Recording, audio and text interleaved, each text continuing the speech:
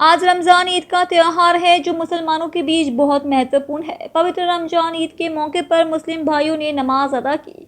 मुस्लिम भाइयों द्वारा सामूहिक प्रार्थना। आज रमज़ान ईद के मौके पर सभी मुसलमान अपने दोस्तों, परिवार और रिश्तेदारों से गले मिलते हैं और उन्हें ईद की शुभकामनाएं देते हैं।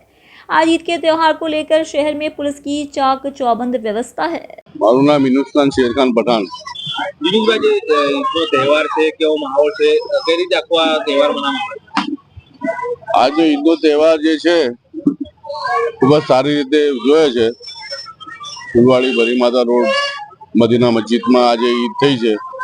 સવારે 8:45 વાગ્યાનો ટાઈમ હતો, 9 વાગ્યા સુધીમાં બધું પતી ગયું। કોઈ વાદ વિવાદ વગર સારી રીતે નમાઝ થઈ ગઈ છે। અને આ ઈદનો એક તહેવાર એવો છે કે પૂરા દેશમાં એકતાનો સંદેશ પાઠવવામાં આવે છે।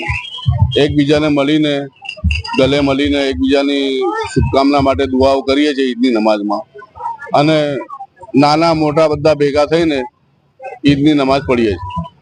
અમારી 8:45 વાગે નમાઝ પૂરી થઈ ગઈ। અને તમારા માધ્યમથી મારે આખા દેશના મુસ્લિમોને और બધા હિન્દુ ભાઈઓને ઈદની શુભકામના પાઠવું છું।